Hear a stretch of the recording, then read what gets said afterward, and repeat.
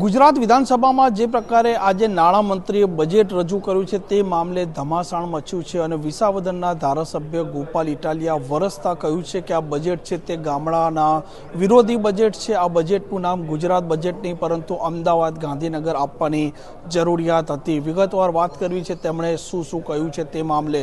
વૈષ્ણવજન તો તેને કહીએ જે પીડ પરાઈ જાનાને રે। નમસ્કાર, આપ જોઈ રહ્યા છો નવજીવન ન્યૂઝ અને હું છું આપણી સાથે તોફિક ગાંચી। ગુજરાત વિધાનસભામાં આજે નાણામંત્રી કનુ દેસાઈએ 4,08,000 કરોડનું જે અંદાજપત્ર છે તે રજૂ કર્યું છે અને જે પ્રકારે આ બજેટ રજૂ થયું તે સમયે સત્તા પક્ષના ધારાસભ્યોએ આ બજેટ છે તેને આવકાર્યું હતું અને વિકાસના રોડમેપ તરીકે તેને ગણાવ્યું હતું। જોકે ધારાસભ્ય ગોપાલ ઇટાલિયા આ મામલે બગડ્યા છે અને તેમણે કહ્યું છે કે બજેટમાં કોઈ વિશેષ જોગવાઈઓ નથી। આ બજેટમાં ગામડાના લોકો માટે પણ એવી કોઈ યોજનાઓ કે એવી કોઈ જોગવાઈઓ કરવામાં નથી આવી। કેવળ અને કેવળ આ બજેટ છે તે શહેરી વિસ્તારો માટે છે। આ બજેટને ગુજરાતનું બજેટ નહીં પરંતુ અમદાવાદ ગાંધીનગરનું બજેટનું નામ આપવાની જરૂરિયાત હતી અને આ મામલે તેમણે આકરા પ્રહારો પણ કર્યા છે। આજે ગુજરાતની વિધાનસભામાં માનનીય નાણામંત્રીશ્રીએ બજેટ રજૂ કર્યું અને સત્તા પક્ષ ભાજપ દ્વારા એવું કહેવામાં આવે છે કે આ ઐતિહાસિક બજેટ છે, અભૂતપૂર્વ બજેટ છે એવું કહેવામાં આવે છે। ગુજરાતની સરકારી તિજોરીના તાળા પણ શરમાઈ જાય એવા પ્રકારનું બજેટ આજે ગુજરાતની વિધાનસભામાં રજૂ કરવામાં આવ્યું છે। એવું કહેવાય છે કે 4 લાખ કરોડ રૂપિયાનું વિશાળ બજેટ, પણ વાસ્તવિકતા એ છે કે ગામમાં પાણીની ટાંકીઓ નથી, આંગણવાડીમાં છોકરાઓને બેસવાની જગ્યા નથી, પણ બજેટ 4 લાખ કરોડનું આવી ગયું છે। સરકારી શાળામાં શિક્ષક નથી, પણ બજેટ 4 લાખ કરોડનું। એસટી ડેપોમાં બસ નથી, પણ બજેટ 4 લાખ કરોડનું છે। સરકારી કચેરીમાં સાહેબો નથી, પણ બજેટ 4 લાખ કરોડનું ઐતિહાસિક છે। ખેડૂતોને સમયસર ખાતર મળતું નથી, પણ બજેટ 4 લાખ કરોડનું છે। ખેડૂતો પોતાની જણસ વેચવા જાય ત્યારે એને પૂરા ભાવ મળતા નથી, પણ બજેટ ઐતિહાસિક 4 લાખ કરોડનું છે। એટલે જ મેં કીધું કે ગુજરાતની સરકારી તિજોરીના તાળાને શરમ લાગે એવો આ વિષય છે કે ક્યાં એટલા પૈસા છે, ક્યાં સરકાર કામ કરે છે, શેના 4 લાખ કરોડ અને શેની બજેટ। આજે આ બજેટની જો વાત કરીએ તો સરકારે ખૂબ મોટી જાહેરાતો કરી છે અને એમાં સૌથી મોટી બાબત એ છે કે ગાંડા બાવળ કાપવા માટે 97 કરોડ રૂપિયાની જોગવાઈ કરી। હવે ગાંડા બાવળ ઉગ્યા છે ક્યાં? 30 વર્ષથી તો ભાજપની સરકાર છે, કેવી રીતે ગાંડા બાવળ ઉગી ગયા? અને આટલા બધા ઉગ્યા પછી હવે પબ્લિકના પૈસે તમે ગાંડા બાવળ કાપશો? વિચાર તો કરો। સાયકલ આપવા માટે 73 કરોડ રૂપિયા, એક બાજુ ચંદ્ર મંગળ ઉપર જવાની વાતો આજે વિધાનસભા ગૃહમાં થઈ, નાયબ મુખ્યમંત્રી અને મંત્રી બધા કહેતા હતા મંગળ ઉપર જવું છે તો સાયકલ લઈને જાશો મંગળ ઉપર? સાયકલ આપવા માટે 73 કરોડ રૂપિયા। ભાઈ આપવું હોય આપણા ગુજરાતના યુવાનોને, વિદ્યાર્થીઓને, બાળકોને તો એક્ટિવા આપો, સારી બસ આપો, સારી વ્યવસ્થા। સાયકલ શું, કયા ભાજપના નેતાના છોકરાઓ સાયકલો લઈને ભણવા જાય છે? તમારા છોકરા એક્ટિવા લઈને ભણવા જશે? ગુજરાતના ગામડાના ગરીબ ખેડૂતના દીકરા સાયકલોના નામે છેતરવાની છે। ગાંડા બાવળ કાપવા 97 કરોડ, સાયકલ આપવા માટે 73 કરોડ, અને આ વખતે એક નવી જોગવાઈ આવી છે કે જે ગુજરાતમાં દારૂબંધી છે એ ગુજરાતમાં નશા મુક્તિ કેન્દ્ર ખોલવા માટે 15 કરોડની જોગવાઈ કરી છે। જો વધાવો બધા ગુજરાતમાં દારૂબંધી છે, દારૂ નથી વેચાતો, ડ્રગ્સ નથી વેચાતો, તો આ નશા મુક્તિ શેની કરવાની છે? એવું તો નથી ને કે ભાજપનો નશો ઉતારવા માટે નશા મુક્તિ કેન્દ્ર ખોલવામાં આવે? 15 કરોડ રૂપિયા નશા મુક્તિ કેન્દ્ર, આ કોનો નશો ઉતારવાનો છે? હું તો એમ કહું છું કે આ 15 કરોડની અંદર સત્તાનો નશો ભાજપનો ઉતરે ને એવી કઈ વ્યવસ્થા કરે તો સારી બાબત છે। ત્યારબાદ દૂધ સંજીવની યોજના માટે 200 કરોડ રૂપિયા ફાળવ્યા। દૂધ ગામડાના ગરીબના દીકરાને મળે એ તો સારી બાબત છે, પણ હમણાં કેટલાય સમયથી આપણે જોઈએ છે કે કેમિકલ વાળું નકલી ઝેરી દૂધ વેચાય છે ચારે બાજુ। આ બજેટમાં ખરેખર તો સરકારે એ વાતની ચિંતા કરવાની જરૂર હતી કે છાશવારે છાપું ખોલો અને છાપામાં સમાચાર હોય કે કેમિકલ વાળા દૂધના ટેન્કરો પકડાયા। હમણાં 2 દિવસ પહેલા જ જેતપુર સાઈડ યુવરાજસિંહ જાડેજા અને એમની ટીમ દ્વારા નકલી દૂધનો કારોબાર ખુલ્લો પાડવામાં આવ્યો। હજારો કરોડો લીટર ઝેરી કેમિકલ વાળું બનાવટી પામ તેલથી બનાવેલું ઝેરી દૂધ વેચાય છે, એની ઉપર સરકાર બજેટમાં એક શબ્દ બોલવા તૈયાર નથી। દૂધ એ બહુ પવિત્ર વસ્તુ છે। દૂધ એક આપણને પશુપાલન કરતા પશુ તરફથી મળે ને એક માનું દૂધ છે. તો જ્યાં જે દૂધ આપે છે પશુ પણ માં છે, આપણી માં પણ માં જેવી માનું દૂધનું પણ આ લોકોએ કેમિકલ વાળું કર્યું છે. ત્યારબાદ ડિસ્પેન્સિંગ મશીન મૂકવામાં આવશે. ગરીબોને સમયસર અનાજ તો મળતું નથી. ગામડાની અંદર જે ગરીબોને અનાજ મળવા પાત્ર છે, ઘઉં, ચોખા, કેરોસીન, કંઈ પણ, એ ગરીબોને સમયસર નથી મળતું, સારું નથી મળતું. હવે પાછી સરકાર એવું કહે છે કે ઓટોમેટિક ડિસ્પેન્સિંગ મશીન આવશે, એટલે ગામડાનો અભણ ખેડૂત ગરીબ જે છે એ દુકાને જશે, ત્યાં એક મશીન પડ્યું છે, એ મશીનમાં આમાં બટન દબાવવાના એટલે તરત 2 કિલો ઘઉંનો કોથળો બારો આવશે. આ શું વ્યવસ્થા થઈ? ગામમાં બસ આવતી નથી, તલાટી આવતા નથી, સારું કઈ ઠેકાણું નથી, તમે મશીનની ક્યાં કરો છો? સરકારને કોઈ પૂછવા વાળું નથી કે ઐતિહાસિકના નામ ઉપર ગમે તેવું ના હોય. ત્યારબાદ એક વિચિત્ર પ્રકારની જોગવાઈ કરી છે કે ગુજરાતના બાળકોને ટ્રાફિકના નિયમ શીખવાડવા માટે 25 કરોડનો ખર્ચો કરશે. ટ્રાફિકના નિયમ તો પેલા ભાજપના નેતાઓને શીખવાડવાની જરૂર છે. ગાડીના ડેસ્ક ઉપર ભાજપના પટ્ટા મૂકીને ગમે ત્યાં ઘૂસી જાય છે. પેલા એને શીખવાડો. ભાજપનો ખેસ ગાડીના ડેસ્ક ઉપર મૂક્યા પછી માણસ એકદમ મુઘલ સલ્તનતનો બાદશાહ બની જાય કે હવે કોઈ કાયદો લાગુ નથી પડતો, ગમે ત્યાં ગાડી લઈને ગમે ત્યાં ઘૂસી જાવ. બાળકોને ટ્રાફિકના નિયમ નથી શીખવાડવાના. 25 કરોડ રૂપિયા બાળકોને ટ્રાફિકના નિયમ શીખવાડો. નિયમ તો શીખવાડો, પણ રોડ ક્યાં સારા, પાર્કિંગ ક્યાં? આજે વિધાનસભાની અંદર મારો એક પ્રશ્ન હતો, બહુ રસપ્રદ બાબત છે. એક બાજુ ટ્રાફિકના નિયમ શીખવાડવા માટે સરકારે 25 કરોડનો ખર્ચો કરવા નક્કી કર્યો, અને એક બાજુ આજે જ વિધાનસભામાં મારો પ્રશ્ન હતો કે અમદાવાદ અને રાજકોટની અંદર જેટલા પોલીસ સ્ટેશન છે એ તમામ પોલીસ સ્ટેશન પાસે પાર્કિંગ છે? સરકારે લેખિતમાં જવાબ આપ્યો ના ભાઈ ના. તો પોલીસ સ્ટેશનમાં નોકરી કરવા આવતા પીઆઈ પોતાની કાર ક્યાં પાર્ક કરે છે?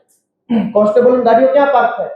ગુજરાતના પોલીસ સ્ટેશનો પાસે પાર્કિંગ નથી, અને તમે અમને કાયદાને ટ્રાફિકની જાગૃતિ કરવા 25 કરોડના ખર્ચા કરો છો. એના બદલે તમારા પોલીસ સ્ટેશનોમાં પેલા પાર્કિંગ વ્યવસ્થા ઊભી કરો. તમારી પાસે પાર્કિંગ નથી. મેં વિધાનસભામાં પૂછ્યું આજ કે ગેરકાયદે ખોટી જગ્યાએ પાર્કિંગ કરી હોય મારી ગાડી અને પોલીસ એને ઉઠાવી જાય તો લઈ એ ક્યાં મેળશે? મારી ગાડી પાર્કિંગમાં નથી, તમે લઈ ગયા તો તમારી પાસે પાર્કિંગ નથી, તમે ક્યાં મૂકી? આટલો ગંભીર વિષય હતો છતાંય ગૃહમંત્રી, અને મને દુઃખ સાથે કહેવું પડે કે આ વિષયમાં કોંગ્રેસ અને ભાજપે મિલીભગત કરી ગૃહના સમય બગાડવાની કોશિશ કરી. મારે ઉભા થઈને કહેવું પડ્યું કે આ બે ટાઈમ પાસ કરે છે. બજેટ ઉપર આવી કે સરકારે વન્ય પ્રાણીઓને બચાવવા માટે 469 કરોડનો ખર્ચો કરવા નક્કી કર્યો છે. વન્ય પ્રાણી ભલે બચાવે, માણસ બચાવવાની કઈ વાત જ આખા બજેટમાં. માણસ ભલે મરી જાય, કોઈ ગટરમાં ખાડામાં પડીને, કોઈ અકસ્માતમાં, કોઈ નશાની અંદર રવાડે ચડીને, કોઈની ઉપર ટાંકી પડશે, કોઈ બ્રિજ તૂટી જશે, કોઈ લાઇટ તૂટી પડશે, કઈક અગ્નિકાંડ, માણસ મરે એની ગુજરાતની સરકારને ચિંતા નથી. બિલાડી ન મરવી જોઈએ, કૂતરાને કઈ ન થવું જોઈએ. વન્ય પ્રાણી બચાવવા માટે 469 કરોડની રકમ ફાળવી છે. તો હવે ભાજપ વાળાને વન્ય પ્રાણી બે જ વધશે ગુજરાતમાં, પબ્લિકનું શું? અને એટલે બહુ ગંભીર બાબત એ છે કે લાંબુ ઐતિહાસિક હતું એટલે લાંબુ કરવું પડે.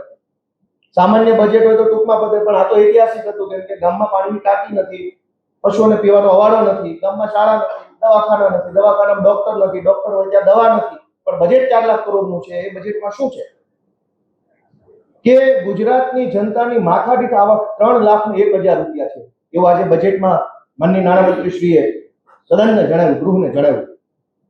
પૂછીએ આપણે અમદાવાદની અંદર રિક્ષા ચલાવતા કોઈ ગરીબ માણસને, ભાઈ તારી આવક કેટલી છે માથાદીઠ? રોજના 300 રૂપિયા કોઈ નથી કમાતા. અને ગૃહમાં ફૂલ ગુલાબી ચિત્ર. આપણને એમ લાગે કે અમેરિકાથી લોકો અહીંયા પરમેનન્ટ રહેવા આવી જશે, અને અમદાવાદની અંદર એક આખી એનઆરઆઈ કોલોની ખોલવી પડશે. 3 લાખ રૂપિયા માથાદીઠ આવક. કોની માથાદીઠ? ખેડૂત 1 લાખ રૂપિયા વર્ષે નથી કમાતા. ક્યાંક માવઠું આવે, ક્યાંક અતિવૃષ્ટિ આવે, ક્યાંક અનાવૃષ્ટિ આવે, એમ પછી કે અમારા ખેડૂત જો માલ વેચવા જાય તો એ માલની અંદર કડદો કરી નાખવામાં આવે. 1 લાખ રૂપિયા આપણો ખેડૂત નથી કમાતો. રિક્ષા ચલાવતા ભાઈઓ 1 લાખ રૂપિયા નથી મહિને કમાતા. આપણા આઉટસોર્સ અને ફિક્સ પગારની નોકરી કરતા લોકો મહિને વર્ષે 3 લાખ રૂપિયા નથી કમાતા. અનેક લોકોને મજૂરોની જેમ રાખવામાં આવ્યા સરકાર દ્વારા. આ વિધાનસભામાં, આ સચિવાલયની અંદર કોન્ટ્રાક્ટ બેઝના આધાર ઉપર શોષણ કરવામાં આવે. 3 લાખ રૂપિયા તો એ નથી કમાતા. સરકારની ઓફિસોમાં નોકરી કરનારા સિક્યુરિટી ગાર્ડ, પ્રાઇવેટ માણસો જે કોન્ટ્રાક્ટમાં છે, 3 લાખ એ નથી કમાતા. પણ વિધાનસભામાં વળતી એવું કહેવામાં આવ્યું કે 3 લાખ રૂપિયા માથાદીઠ આવક છે. કોની? ભાજપ વાળાની કે જનતાની? અને ત્યારબાદ આ ગુજરાતમાં અનેક પ્રકારના ઉદ્યોગો અને ખેતી આ આપણા ગુજરાતની આર્થિક બે મુખ્ય આર્થિક આવકની સુવિધાઓ છે. એક ખેતી અને એક ઉદ્યોગ. આજે બહુ દુઃખ સાથે કહેવું પડે, લાખ કરોડ રૂપિયાના લાંબા લાંબા બજેટની અંદર ખેતીને લગતી કોઈ બાબતો પર કોઈ સરકારનું ધ્યાન નથી. ખેડૂતોને સમયસર ખાતર, બિયારણ અને પાણી નથી મળતું. એ બાબત ઉપર બજેટની આખી ચોપડી હું લઈને આવ્યો છું. ક્યાંય એની કોઈ આખી વાત નથી કરી કે ભાઈ કેવી રીતે તમે સૌરાષ્ટ્રના અનેક ખેતરોમાં પાણી નથી પહોંચતું. સૌની યોજના, સુજલામ સુફલામ યોજના, સરદાર સરોવર યોજના, આ યોજના 3 ખટારા ભરાય એટલી યોજના બની છે, પણ પાણીનું ટીપું અમારા કાઠિયાવાડના ખેડૂતના ખેતરે નથી પહોંચતું. અને કાઠિયાવાડ શું, સરદાર સરોવર ડેમ બન્યા પછી નર્મદા જિલ્લાના ખેડૂતોને એનું ટીપું પાણી હજુ નથી પહોંચતું. તો એ 3 ખટારા ભરાય એટલી પાણીની યોજના બની, કાગળ ઉપર બજેટ ફળવાઈ ગયા, વાહવાહી થઈ ગઈ, ભાજપની બહુમતીથી પાટલી થપથપાવી. પાણી ક્યાં? પાણીની આજે કોઈ આની અંદર ચર્ચા નથી કે કાઠિયાવાડના ખેતરોની અંદર પાણી ક્યારે આવશે. જ્યારે જરૂર હોય ત્યારે યુરિયા ખાતર, ડીએપી ખાતર માટે ખેડૂતોએ લાઈનમાં ઉભું રહેવું પડે. આખા ગુજરાતમાં આપણે જોયું. ખાતર સમયસર ખેડૂતોને મળી રહે એના માટે સરકાર શું કરવા માંગે છે? કોઈ આની અંદર જાહેરાત નથી. ખેડૂતોને એક નારો આપવામાં આવ્યો કે વાવણીથી વેચાણ. આપણને એમ લાગે કે આ સરકાર ખેડૂતો માટે, વાવણીથી વેચાણ, વાવણી થાય ત્યાંથી લઈને વેચાણ થાય ત્યાં સુધી આ સરકાર તમને ટેકો કરશે એવો મોટો નારો આપવામાં આવ્યો અને 18,000 કરોડ રૂપિયા ફાળવા. પણ વાવણી ટાણે ખાતર ન હોય, વાવણી ટાણે પાણી ન હોય ને વેચવા જાવ ત્યારે પડદો થઈ જાય. છતાંય ગૃહની અંદર 4 લાખ કરોડનું ઐતિહાસિક બજેટ રજૂ થઈ ગયું. ખેડૂતોની સ્પષ્ટ માંગણી છે કે સોયાબીન, મગફળી, ચણા, તુવેર આ જે કાંઈ પણ કૃષિ ઉત્પાદનો છે એની 100% ખરીદી યા તો ટેકાના ભાવે થઈ જવી જોઈએ, યા તો ટેકાનો ભાવ બંધ કરી અને ભાવાંતર યોજના આપવી જોઈએ. અમારા દરેક ખેડૂતોએ કીધું છે સરકાર માત્ર 100 મણ અથવા 120 મણની ખરીદી કરે છે તો વધારાના ઉત્પાદનની ખરીદી ક્યાં વેચવા જવા? યા તો 100% જેમ પંજાબની આમ આદમી પાર્ટીની સરકાર કોઈ પણ હોય, ઘઉં હોય, બાજરો હોય, જુવાર હોય, ચોખા હોય, એની 100% ટેકાના ભાવે ખરીદી કરી લે. 100% માલ ખેડૂતના ખેતરે જેટલો માલ પાકે એ તમામ માલની સરકાર ખરીદી પંજાબમાં કરે છે. ગુજરાતમાં માત્ર 20 થી 30% માલની ખરીદી સરકાર કરે છે અને બાકીનો માલ માર્કેટમાં સસ્તા ભાવે વેચવા મજબૂર બને છે ખેડૂત. તો એ બાબતે સરકારે આ બજેટમાં કોઈ જોગવાઈ કરી નથી. ત્યારબાદ ખેડૂતોનો સૌથી મોટો પ્રશ્ન લાઇટનો, વીજળીનો. અનેક ખેડૂતોના ખેતરે હજુ વીજળી નથી પહોંચતી. પંજાબની આમ આદમી પાર્ટીની સરકાર ખેડૂતોને મફત વીજળી આપે છે અને દિવસે વીજળી આપે છે અને માન સન્માન સાથે ખેડૂતોને રાખે છે. ગુજરાતમાં બજેટ ઉપર બજેટ, બજેટ ઉપર બજેટ, મોટા બજેટ, ઐતિહાસિક બજેટ, બહુ સારું બજેટ આવું આવ્યું, પણ ખેડૂતના ખેતરે લાઇટ ન આવી, દિવસે લાઇટ ન આવી અને મફત વીજળી ન મળે. અરવિંદ કેજરીવાલની સરકારે દિલ્હીમાં અને ભગવંત માન સાહેબની સરકારે પંજાબમાં લોકોને મફત વીજળી આપી અને હાલમાં ચાલુ છે 300 યુનિટ. ગુજરાતમાં નેતાઓ માટે મફત છે પણ જનતા માટે હજુ મફત વીજળી કરવામાં નથી આવી. અને આ બજેટની અંદર આપણા ઉદ્યોગો, ખેતી માટે તો કંઈ છે જ નહીં, પણ ઉદ્યોગો માટે પણ આ બજેટમાં કંઈ નિરાશાજનક શબ્દો સિવાય કંઈ છે નહીં. રાજકોટનો એન્જિનિયરિંગ ઉદ્યોગ સૌથી મોટો છે. આખી એશિયાની અંદર ખબર છે કે એન્જિનિયરિંગનો કોઈ પાર્ટ બનાવવાનો હોય, કોઈ મશીન બનાવવાનો હોય, ડેવલપ કરતો રાજકોટનો એન્જિનિયરિંગ ઉદ્યોગ છે. રાજકોટના એન્જિનિયરિંગ ઉદ્યોગનો પણ આખા બજેટમાં ન આવ્યો. આખા એશિયાની અંદર મોરબીનો સિરામિક ઉદ્યોગ વખણાય છે. સિરામિકની પ્રીમિયમ ટાઇલ્સ કઈ છે, વિટ્રીફાઈડ, એની લેટેસ્ટમાં લેટેસ્ટ ટેકનોલોજીથી બનેલી ટાઇલ્સ દુનિયાના તમામ દેશોમાં પ્રીમિયમ ક્વોલિટી સપ્લાય થાય છે. મોરબીનો ઉદ્યોગ અત્યારે ગેસના કારણે મોરબીની અંદર જીએસટી અને જે કાંઈ ટેક્સના કારણે પરેશાન છે, ગુજરાત ગેસની પાઇપલાઇનના કારણે. મોરબી સિરામિક ઉદ્યોગ માટે આ આખા બજેટની અંદર કોઈ પણ પ્રકારની ચર્ચા કરવામાં આવી નથી. ભરૂચ અને અંકલેશ્વરની અંદર કેમિકલ ઉદ્યોગ છે. આખી દુનિયામાં ભરૂચ અને અંકલેશ્વરની જીઆઈડીસીઓમાં બનેલી અલગ અલગ પ્રકારની દવાઓ, માણસને પીવાની દવાઓ, બીજી ત્રીજી રીતે વપરાતા કેમિકલ્સનું મેન્યુફેક્ચરિંગ અને એસેમ્બલિંગ થાય છે. ભરૂચ નર્મદાના કેમિકલ ઉદ્યોગ માટે કેમિકલનો પણ બોલવામાં નથી આવ્યો બજેટ. સુરેન્દ્રનગર, બોટાદ જિલ્લામાં જીનિંગ ઉદ્યોગ છે, કપાસમાંથી એની આગળની પ્રોસેસ કરવા માટે ખેડૂતોના મસીહા બનવાની કોશિશ કરનારા ભાજપના લોકોની સરકારે આ જીનિંગ ઉદ્યોગ, કપાસ પકવતા ખેડૂતો માટે કોઈ પણ પ્રકારની ચર્ચા કરી નથી. અને આમ આ આખું બજેટ જે છે એ માત્ર ને માત્ર ગયા બજેટમાંથી કોપી પેસ્ટ કરીને આંકડાઓની માયાજાળ બદલેલું બજેટ છે. મારા માટે સૌરાષ્ટ્રના ધારાસભ્ય તરીકે, ગામડાના વ્યક્તિ તરીકે, ગુજરાતના ગામડામાં ઉછરેલા ગામડા પ્રેમી એક નાગરિક તરીકે અત્યંત દુઃખનો વિષય આ બજેટમાં એ છે કે સરકારે શહેરી વિકાસ માટે 33,504 કરોડ રૂપિયા ફાળવ્યા અને ગ્રામ્ય વિકાસ માટે 14,858 કરોડ ફાળવ્યા. આ ગુજરાતની સરકાર શું ઈચ્છે કે ગામડાનો માણસ ગામડું મજબૂરીમાં લાચારીમાં છોડી દે અને શહેરોમાં આવી જાય? ગુજરાતના શહેરો અત્યારે ઓવર ક્રાઉડેડ છે.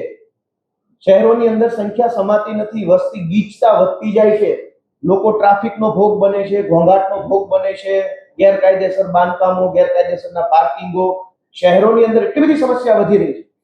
છતાં પણ ગામડાનો માણસ લાચારી વશ ગામડું છોડીને શહેરમાં આવે એવો માહોલ સર્જવા માટે ગામડાની અંદર બજેટની ઓછી 50% ઓછું બજેટ ફાળવ્યું. શહેરોમાં 33,000 કરોડ, ગામડામાં 14,000 કરોડ.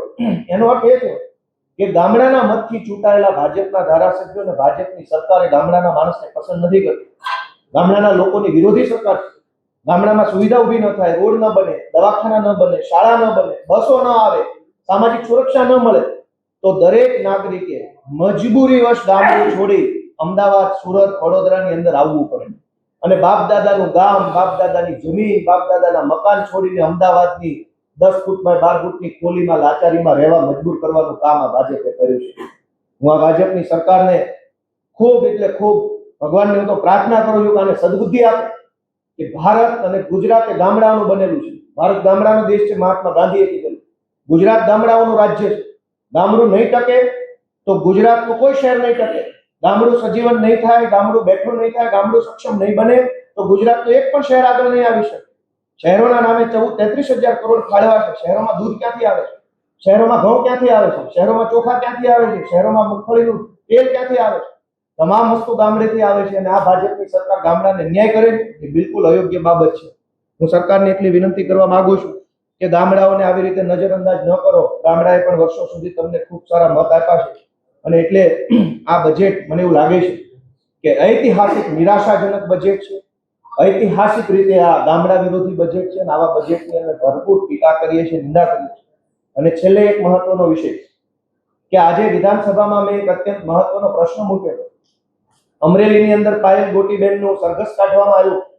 ત્યાર પછી સમગ્ર ગુજરાતના તમામ સમાજના લોકો નારાજ થયા અને ખૂબ વિરોધ પ્રદર્શન થયા. એ પછી ગૃહમંત્રીએ પોતે એવી જાહેરાત કરી હતી કે એસઆઈટી ની રચના કરશું ને એસઆઈટી તપાસ કરશે અને જે કાંઈ દોષિતો હશે એની વિરુદ્ધ કડકમાં કડક જે શેર શાયરી બોલે છે કાયદેસર રોજે રોજ એ શેર બોલેલા, કડક કાર્યવાહી, ચમરબંધી નહીં છોડવું, કોઈને પકડવામાં નહીં આવે, એવી બધી શાયરી બોલી ગયા. વિધાનસભામાં મેં આજે પ્રશ્ન પૂછ્યો કે શું સરકારે અમરેલી કેસમાં, લેટરકાંડ કેસમાં કોઈ એસઆઈટી બનાવેલી હતી? તો સરકારે ના પાડી કે ના ભાઈ ના, અમે તો કોઈ એસઆઈટી નથી બનાવી. અને પછી મેં પૂછ્યું કે એસઆઈટી એ શું તપાસ કરી? તો કે બનાવી જ નથી, શું તપાસ કરે? તમે વિચાર કરો કે ટીવીમાં આવીને, છાપામાં આવીને, માઇકની સામે આવીને કેટલા કોન્ફિડન્સથી જૂઠ ગુજરાતના ગૃહમંત્રી બોલીને ગયા કે એસઆઈટી બનાવો. અને આવી જ રીતે બધી એસઆઈટીઓ જે ઘટના બને છે એમાં એસઆઈટીનું આ સત્ય સામે આવી ગયું છે કે એસઆઈટીના નામે બોલી જવાનું, કાગળ ઉપર કોઈ એસઆઈટી નહીં.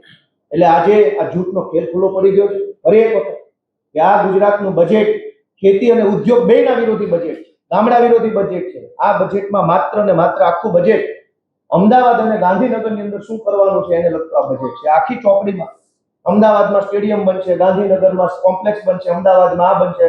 એટલે મને એવું લાગે છે કે અમદાવાદ ગાંધીનગર બજેટ આનું નામ રાખવું જોઈએ. બાકીના ગુજરાતનું બજેટ હજુ આવ્યું નથી. આમ બજેટના મામલે ક્યાંક ને ક્યાંક આજે સત્તા પક્ષના લોકો છે તે વિકાસના રોડમેપ તરીકે જોઈ રહ્યા છે, જ્યારે વિરોધ પક્ષના લોકો છે તેમનું માનવું છે કે બજેટમાં કોઈ પણ પ્રકારની એવી વિશેષ જોગવાઈ નથી, જૂનું બજેટ જ છે અને તે મુજબ આજે રજૂ થયું છે. તોફિક ગાંચી, નવજીવન ન્યૂઝ, ગાંધીનગર.